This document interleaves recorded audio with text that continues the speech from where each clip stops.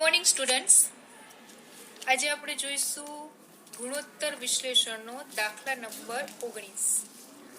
દાખલા નંબર 19 છે બંટી લિમિટેડની તારીખ 31/12/2012 ના રોજ પૂરા થતા વર્ષની નીચેની માહિતી મળે છે.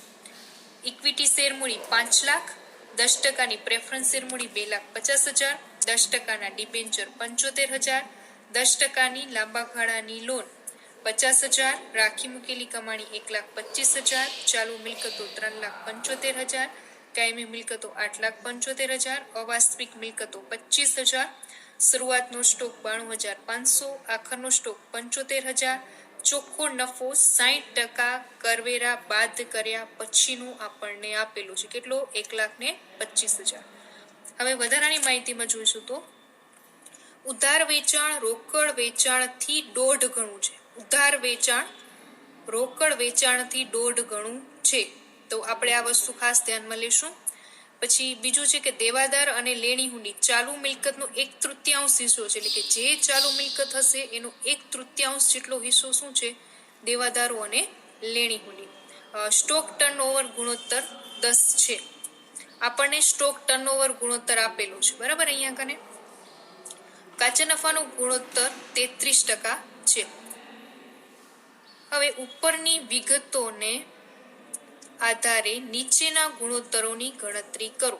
પેલું ચોખ્ખા નફાનો ગુણોત્તર, બીજું સંચાલન ગુણોત્તર, ત્રીજું દેવાદારનો ગુણોત્તર જેમાં વર્ષના 360 દિવસ ગણવાના, ચોથું રોકાયેલી મૂડી પર વળતરનો દર, પાંચમું શેર હોલ્ડરોના ભંડોળો પર વળતરનો દર, છઠ્ઠું ઇક્વિટી મૂડી પર વળતરનો દર, સાતમું માલિકી ગુણોત્તર અને આઠમું છે ગિયરિંગ ગુણોત્તર.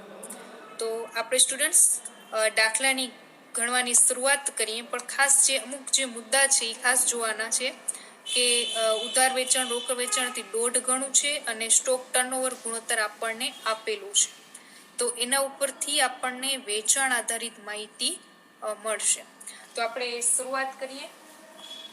પેલું જ આપણે ગુણોત્તર જોશું, ચોખ્ખા નફાનો ગુણોત્તર. તો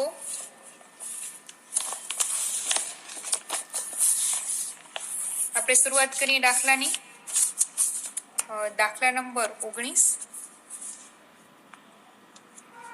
ચોખ્ખા નફાનો ગુણોત્તર.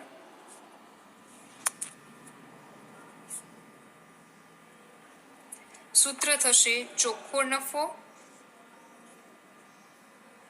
ભાગ્યા વેચાણ ગુણ્યા 100. હવે આપણા પાસે ચોખ્ખો નફો છે ને એ આપેલો છે. કેટલો આપેલો છે જુઓ. ચોખ્ખો નફો આપણા પાસે 60% કરવેરા બાદ પછીનો 1,25,000 આપેલો છે, પણ આપણા પાસે વેચાણ નથી. તો આપણે ચોખ્ખો નફો તો અહીંયા મૂકી દઈએ, ચલો 1,25,000. હવે વેચાણ આપણને શું કરવું પડશે? શોધવું પડશે. તો કઈ રીતના શોધાશે? તો એના માટે આપણને એક વસ્તુ હિન્ટમાં આપેલી છે, જુઓ કે અહીંયા કને સ્ટોક ટર્નઓવર ગુણોત્તર 10 છે. તો આપણે પહેલા શું કરવું પડશે? સ્ટોક ટર્નઓવર ગુણોત્તરનું સૂત્ર ધ્યાનમાં લેવું પડશે. તો અહીંયા કને ગણતરીમાં આપણે ધ્યાનમાં લઈ લેશું. બીજીમાં ગણતરી લખવું કે ના લખવું એ ચાલે. તો આપણે અહીંયા પહેલા લઈ લઈએ કે સ્ટોક ટર્નઓવર ગુણોત્તર.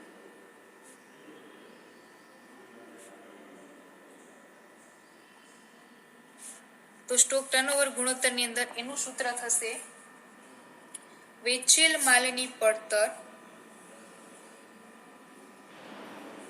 છેદમાં સરેરાશ સ્ટોક. હવે જો વેચેલ માલની પડતર આપણને, હવે આ સ્ટોક ટર્નઓવર ગુણોત્તર એટલે કે એ આપણને 10 આપેલું છે. વેચેલ માલની પડતર નથી. હવે સરેરાશ સ્ટોક છે. સરેરાશ સ્ટોકમાં અહીંયા કને જુઓ સ્ટુડન્ટ્સ, તો શરૂનો સ્ટોક અને આખરનો સ્ટોક બંને આપેલા છે. શરૂનો સ્ટોક કેટલો છે અને આખરનો સ્ટોક, તો શરૂનો સ્ટોક પ્લસ આખર સ્ટોક ભાગ્યા 2, એટલે શરૂનો સ્ટોક અને આખર સ્ટોક કેટલો થશે? તો 92,500 પ્લસ 75,000 અને એના ભાગ્યા 2 થશે. એટલે આપણને જવાબ મળશે ત્યાં 83,750. તો 83,750 આપણને સરેરાશ સ્ટોક મળી ગયો. તો આપણે કિંમત મૂકી દઈએ સરેરાશ સ્ટોકમાં 83,750. હવે આપણા પાસે અહીંયા વેચેલ માલની પડતર લખી દઈએ. તો ટોટલ આપણા પાસે વેચેલ માલની પડતર કેટલી થશે? 83,750 ગુણ્યા 10 એટલે કે 8,37,500 રૂપિયા વેચેલ માલની પડતર આપણને મળી છે.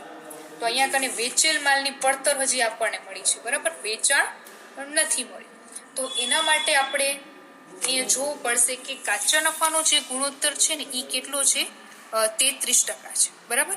તો આના ઉપરથી સૌથી પહેલા આપણે વેચાણ છે ને એ 100 હશે, એમાં કાચો નફો કેટલો હશે? 33%. એટલે બાદ શું મળશે? વેચેલ માલની પડતર. પછી જ આપણે ગણતરી થઈ શકશે, બરાબર છે. તો સૌથી પહેલા હવે આપણે જોઈએ તો આવી રીતના હોય ને, બરાબર, કે વેચાણ છે, વેચાણ માઇનસ કાચો નફો એટલે શું મળે? વેચેલ માલની પડતર મળે, બરાબર. તો હવે આપણે કાચા નફાનો દર 33% આપેલો છે. તો ધારો કે વેચાણ ₹100 માઇનસ કાચો નફો ₹33 એટલે 67 રૂપિયા શું મળે? વેચેલ માલની પડતર મળે. હવે સ્ટુડન્ટ્સ, આપણને વેચેલ માલની પડતર અહીંયા કને 67 રૂપિયા મળે છે. તો આપણે ત્રિરાશિ મૂકી શકીએ કે જો વેચેલ માલની પડતર અને અહીંયા આવશે વેચાણ. 67 હોય ત્યારે વેચાણ કેટલું? 100. વેચેલ માલની પડતર 8,37,500 હોય તો વેચાણ કેટલું? તો હવે આપણે ગણતરી કરીએ તો 8,37,500 ગુણ્યા 100 છેદમાં 67 એટલે વેચાણ મળી જશે 12,50,000 રૂપિયા, બરાબર. તો હવે આપણને અહીંયા વેચાણ મળી ગયું. તો એ વેચાણ આપણે આપણા દાખલામાં મૂકી દઈશું. ચોખ્ખા નફાની જગ્યાએ ત્યાં વેચાણ મૂકી દઈશું. 12,50,000 ગુણ્યા 100 કરશું એટલે જવાબ મળશે 10%. આપણને સૌથી પહેલો ગુણોત્તર મળી ગયો, ચોખ્ખા નફાનો ગુણોત્તર. ઓકે સ્ટુડન્ટ્સ, હવે આના ઉપરથી આપણે કાચો નફો પણ શોધી લેશું. કાચો નફો કેટલો થાય તો આગળ પછી વાંધો ના આવે, બરાબર, ગણતરીમાં. તો હવે કાચો નફો બરાબર વેચાણ માઇનસ વેચેલ માલની પડતર. તો વેચાણ 12,50,000 ને વેચેલ માલની પડતર કેટલી હતી? 8,37,500 એટલે કાચો નફો મળશે 4,12,500 રૂપિયા, બરાબર. આ મળી ગયો આપણને કાચો નફો. ઓકે સ્ટુડન્ટ્સ, તો હવે આપણે આગળ જઈએ. બીજો ગુણોત્તર છે સંચાલન ગુણોત્તર. બીજો ગુણોત્તર આપણો સંચાલન ગુણોત્તર. તો સંચાલન ગુણોત્તરની અંદર આપણે એનું સૂત્ર મૂકી દઈશું. ગુણોત્તર 2 સંચાલન ગુણોત્તર સૂત્ર થશે વેચેલ માલની પડતર છેદમાં વેચાણ અને અહીંયા પ્લસ થશે સંચાલન ખર્ચ. સંચાલન ખર્ચ ગુણ્યા 100. તો વેચેલ માલની પડતર આપણા પાસે ઓલરેડી છે જ 8,37,500. હવે સંચાલન ખર્ચો આપણને શોધવા પડશે. વેચાણ પણ આપણા પાસે છે 12,50,000. હવે ગુણ્યા 100. હવે આપણે પહેલા સંચાલન ખર્ચ શોધી લઈએ. તો આપણા પાસે સ્ટુડન્ટ્સ બીજી કોઈ માહિતી નથી સંચાલન ખર્ચ આધારિત, બરાબર, કે વહીવટી ખર્ચ કે વેચાણ વિતરણ ખર્ચ કે એવું કાંઈ જ માહિતી નથી. માત્ર આપણા પાસે બે વસ્તુ છે, એક ચોખ્ખો નફો છે અને એક આપણા પાસે કાચો નફો છે. તો આપણે ચોખ્ખો નફો અને કાચો નફો ધ્યાનમાં લઈને સંચાલન ખર્ચ શોધી લેશું. તો અહીંયા હું બતાવું છું તમને કે સંચાલન ખર્ચ બરાબર કાચો નફો માઇનસ ચોખ્ખો નફો. હવે કાચો નફો તો આપણા પાસે છે જ, કેટલો છે? આપણે આગળ શોધ્યો 4,12,500 કાચનો નફો. હવે ચોખ્ખો નફો છે ને, પણ ચોખ્ખો નફો આપણને કેવો મળવો જોઈએ કે વ્યાજ અને કર પહેલાનો હોવો જોઈએ. અને દાખલાની અંદર આપણને આપેલું છે ને વ્યાજ કર બાદ પછીનો છે, એટલે અહીંયા આપણને શું કરવું પડશે? ચોખ્ખો નફો પણ શોધવો પડશે.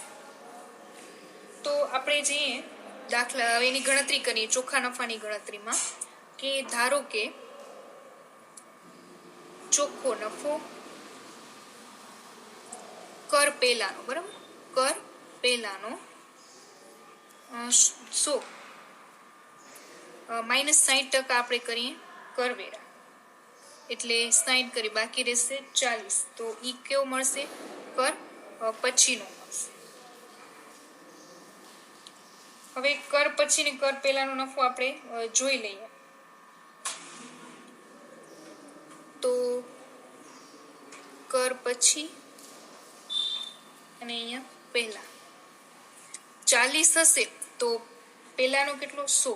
અને કર પછીનો નફો આપણને 1,25,000 હોય તો કેટલો?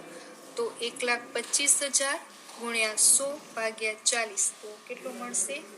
3,12,500 રૂપિયા. એ કયો મળશે આપણને?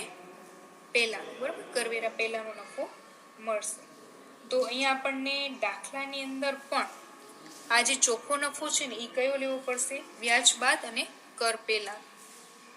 વ્યાજ બાદ કર પહેલાનો નફો. તો આપણે આ મળી ગયો. તો કરીએ ગણતરી.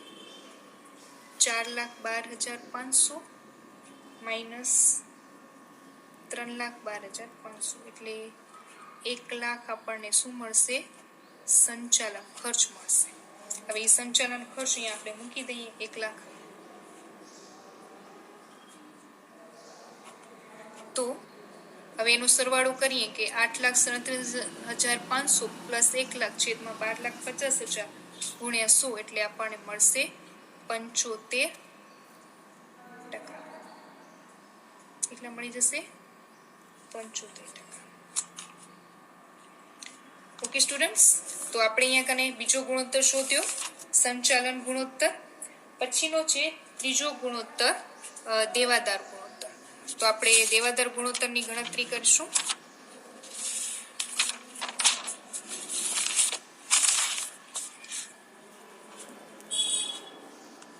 દેવાદાર ગુણોત્તર આપણે અહીંયા કીધા છે કે દિવસો ધ્યાનમાં એટલા લેવાના છે. તો એનું સૂત્ર થશે દેવાદાર પ્લસ લેણી હુંડી છેદમાં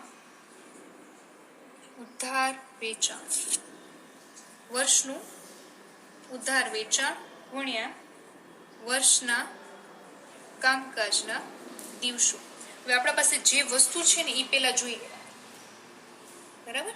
હવે અહીંયા કને આપણે કીધું છે કે દેવાદારો અને લેણી હુંડી ચાલુ મિલકતનો 1/3 ભાગ ભજવે છે. તો આપણા પાસે ચાલુ મિલકત કેટલી છે? તો ચાલુ મિલકત આવશે આપણા પાસે 3,75,000 છે. તો એના 1/3 ભાગ કરીએ એટલે 1,25,000 જોવા મળશે, બરાબર. તો 1,25,000 દેવાદારો અને લેણી હુંડી મળશે. હવે આપણા પાસે કુલ વેચાણ છે પણ ઉધાર વેચાણ નથી, અને કામકાજના દિવસો પણ 360 આપેલા છે. તો હવે પહેલા આપણે શું કરવું પડશે? ઉધાર વેચાણની ગણતરી કરવી પડશે. તો જોઈએ ઉધાર વેચાણની અંદર, ધારો કે રોકડ વેચાણ 100 છે. ઓકે સ્ટુડન્ટ્સ, તો આપણે અહીંયા જોતા હતા ઉધાર વેચાણની ગણતરી. હવે આપણે અહીંયા હીટ આપેલી હતી, બરાબર, કે ઉધાર વેચાણ રોકડ વેચાણથી 1.5 ગણું છે. તો ધારો કે રોકડ વેચાણ 100 છે, તો હવે ઉધાર વેચાણ કેટલું થાય? એનાથી 1.5 ગણું છે, એટલે 100 ગુણ્યા આપણે 1.5 કરીએ એટલે 150 જેટલું શું થાય? ઉધાર વેચાણ. તો હવે કુલ વેચાણ કેટલું થઈ ગયું? 100 પ્લસ 150 એટલે 250 રૂપિયા શું થઈ જાય?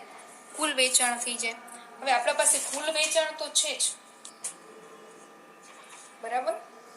કુલ વેચાણ તો આપણા પાસે ઓલરેડી છે. તો આપણે જો ગણતરી કરીએ કે કુલ વેચાણ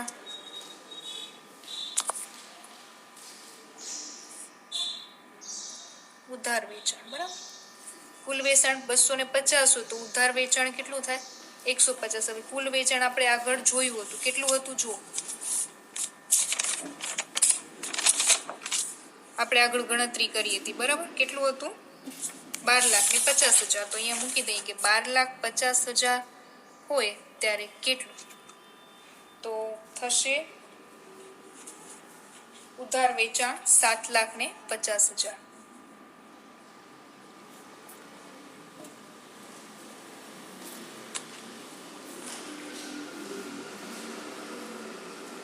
હવે આપણે સૂત્રમાં કિંમત મૂકી દઈશું 7,50,000. તો એનો જવાબ મળશે 60 દિવસ, બરાબર. તો આપણે ત્રીજા નંબરનો ગુણોત્તર શોધ્યો. એના પછી છે ચોથા નંબરનો ગુણોત્તર કે રોકાયેલી મૂડી પર વળતરનો દર. હવે એનું સૂત્ર થશે ચોખ્ખો નફો છેદમાં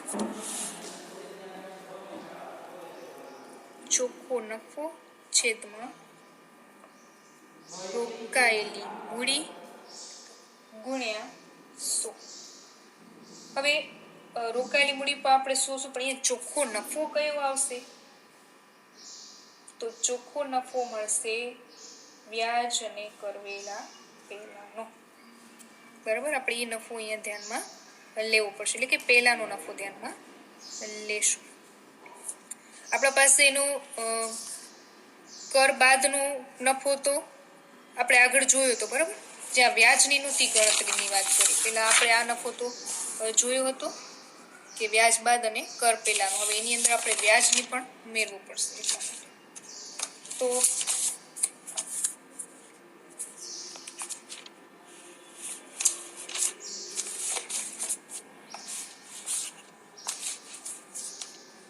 કે વ્યાજ બાદ કર પહેલાનો નફો પ્લસ અંદર વ્યાજ કરશું એટલે આપણને નીચે જે મળશે નફો વ્યાજ પહેલાનો મળશે, બરાબર. એના બધાનું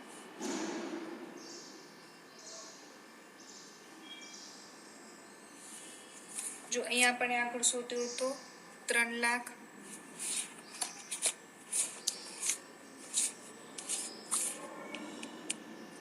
પ્લસ અંદર આપણે વ્યાજ કરશું એટલે એના પછીનું આપણને મળશે.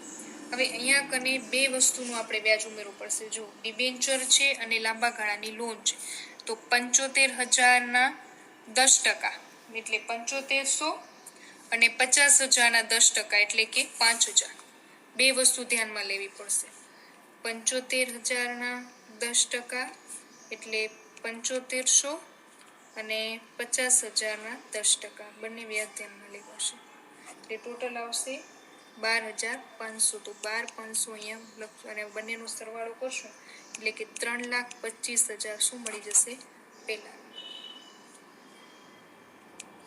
વ્યાજ કર પહેલાનો નફો હતો, બરાબર. તો આપણને કેટલો મળ્યો? 3,25,000.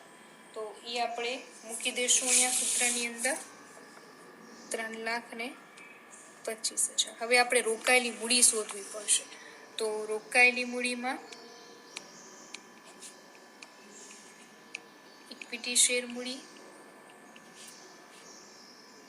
પ્રેફરન્સ શેર મૂડી,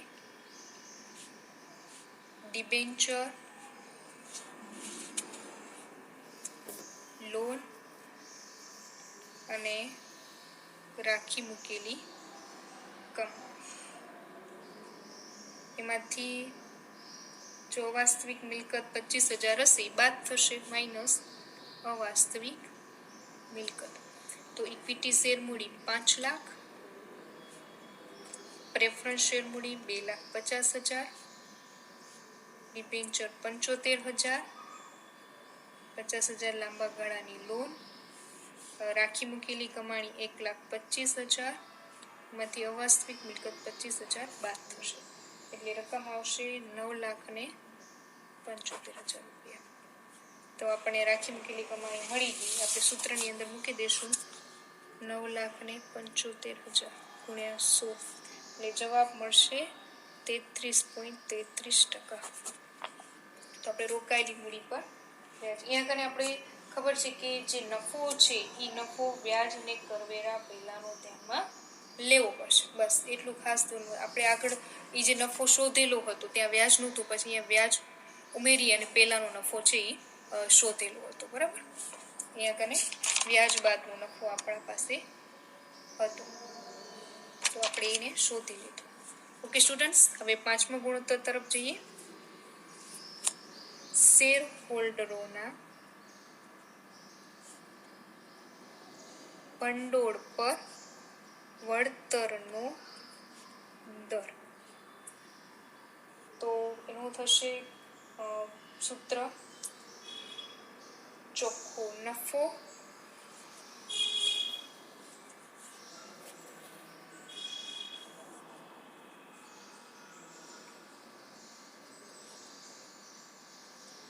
છેદમાં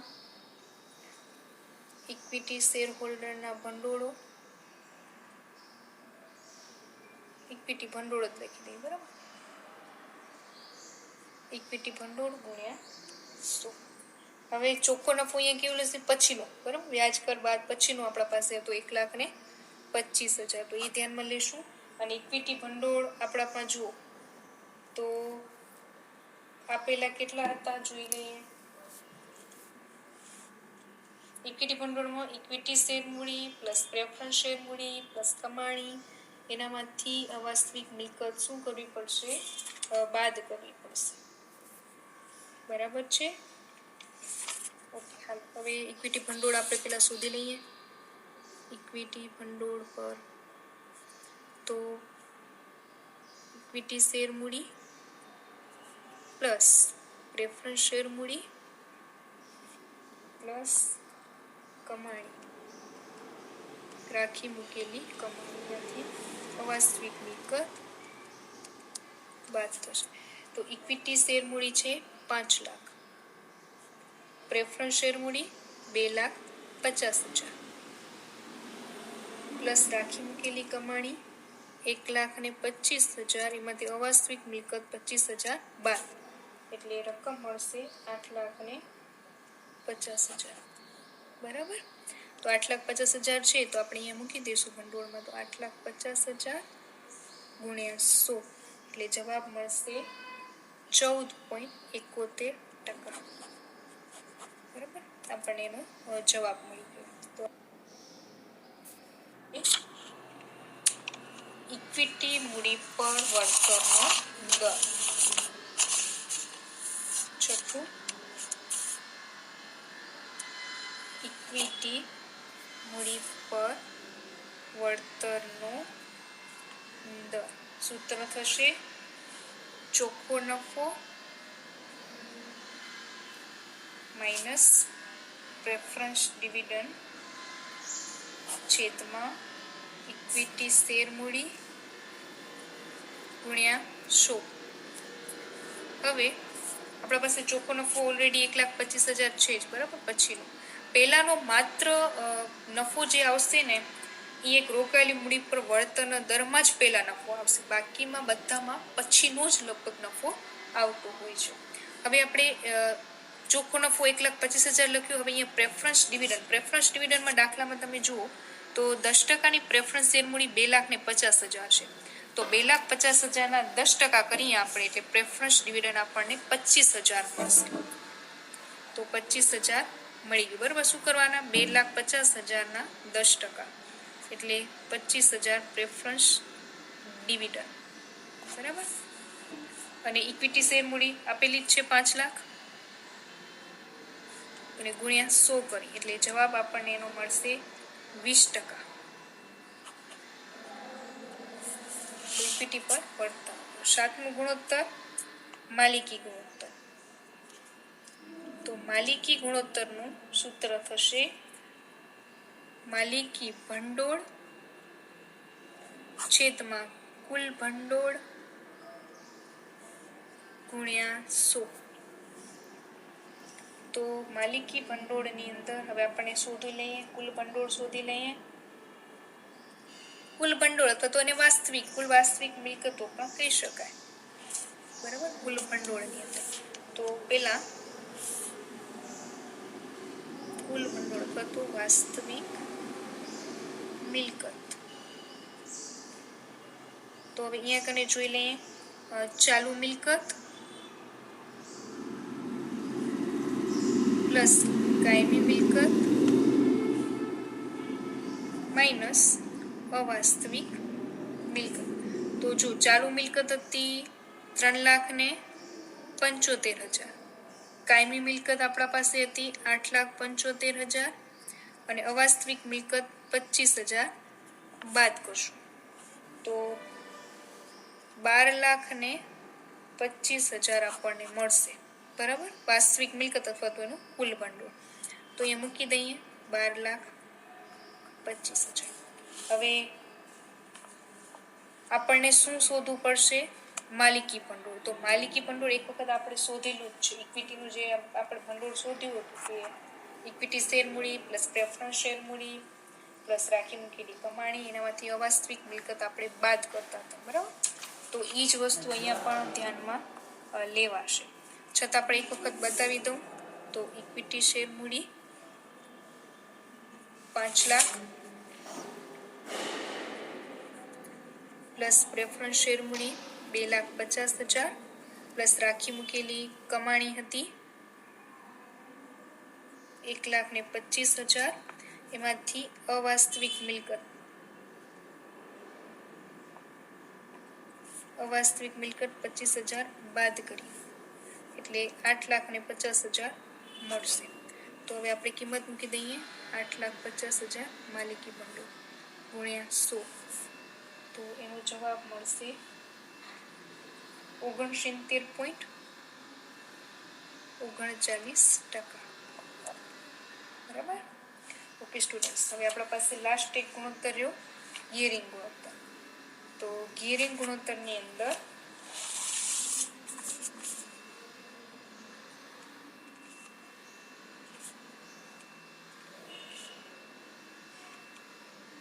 સૂત્ર પ્રેફરન્સ શેર મૂડી પ્લસ ડિબેન્ચર પ્લસ લાંબા ગાળાના દેવા છેદમાં ઇક્વિટી શેર મૂડી અને ગુણ્યા